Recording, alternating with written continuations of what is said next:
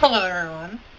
So today I decided I was going to do an album review for you, and I decided that for a number of reasons I'm going to review Weird Al's newest album. The album is called Mandatory Fun.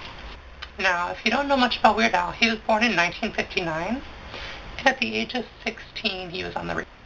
Since he just now had another album come out, I think 2 weeks ago, he has been doing amazing things throughout his life. He's been so successful. Throughout his life, he used to play at coffee shops, and he toured a couple times with a couple different people, and then he finally started a band in the 80s, and that was the first time he actually headlined, and it debuted at #1 on the Billboard charts. It's his first #1 album out of 14. It's his 14th album, people. This is crazy. This album was the first in over 50 years of comedy albums to be #1 on the Billboard charts. So that has to tell you something about Weird Al doing something right. He has stated since the release that it will be his last studio album, which is kind of depressing, but totally understandable when you've been working for 50 years and you finally made it to #1. It's a perfect place to stop. But even better than that, he's decided that he's going to start releasing things on YouTube, like singles on YouTube, as opposed to full studio albums. So that's even greater for the community because he's going to be epic. Additionally, Weird Al is the third artist after only Michael Jackson and Madonna to have a top 40 hit on the Billboard charts in every decade since the 1980s. Let me tell you a little bit about the songs on this album. Weird Al is a freaking genius. The first song is called Handy, and it's a parody of Fancy, and it's hilarious. It's about that dad who says he can fix everything, and I don't need to call a handyman. I am a handyman. I can fix it. And it was hilarious. I laughed out loud. I genuinely laughed out loud. The video is horrible on purpose to make it funny because he's Weird Al and he can do that. And it was great. Additional parodies on this album include Foil, which is a parody of Royals by Lorde. And it started out really normal. It was about foil and wrapping your food in foil to keep it fresh. But then it takes an unexpected turn for the worst, where he starts explaining how he can talk to aliens and there's these conspiracies and America has never been to the moon because the government's trying to mess with you, and then he gets taken away by aliens. It was definitely a strange turn in that one. Word Crimes, which was a parody of Blurred Lines, debuted at number 39 on the Billboard Top 100. I genuinely laughed out loud at this one as well. It was clever and informative. I think teachers should use it in English class to teach their students.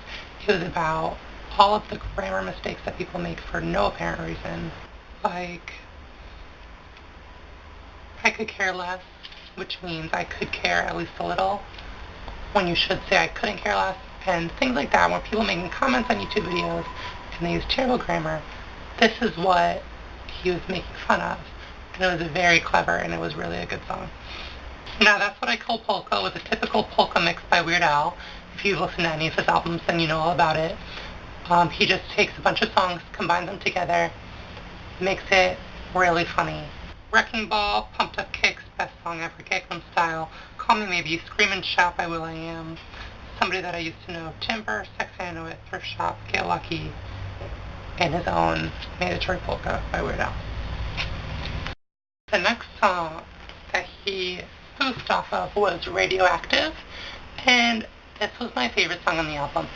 It was called Inactive, and it was about couch potatoes and how lazy they are, with lines such as, the TV's on, I hate the show, but I can't reach my remote, so I'll watch it anyway. Like, it was so funny. He's freaking hilarious in this song. He also made a parody of Happy, which was called Tacky, and it was about tacky things people wear and tacky things people say. And it had some famous people in it, like the guy that plays Cam in Modern Family happened to be in it. And it was just really funny. It was probably my other favorite. The album had 12 tracks, and 6 tracks were originals by Weird Al. Claim to Fame, which is about people who say they've met a celebrity, or I have the same birthday as a celebrity, so I'm practically famous, like Girl Bye. He made a song called Sports Song. It was definitely a filler song. It was just making fun of fight songs, like college fight songs. My Own Eyes, which was a Foo Fighters kind of style, discusses crazy things that he's seen in his life that he wishes he could unsee. Thus, Not With My Own Eyes. A song called Mission Statement, which is actually kind of a serious song. It was just a song that was talking about like corporate companies and their mission statements and what they're trying to do. And it was okay. It was original. I don't know, it just didn't really fit in for me with the rest of the album being comedy. And then First World Problems, which was a Pixies style parody, and it's self-explanatory. It talked about first world problems and people who have these first world problems, and I'm going to throw away my coffee because you didn't make a design in the foam on the top. Like, spare me.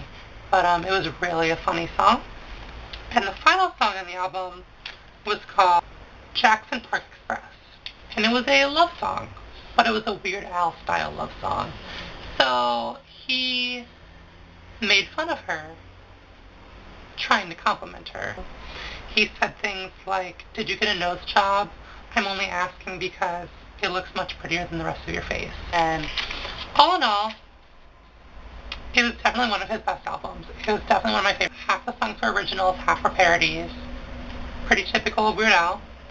The parodies all made me laugh out loud. They were hilarious. I would give it probably 5 stars because it was a really genuine good album, and it definitely deserved to be #1. And I'm excited to see what else Weird Al ends up doing on YouTube.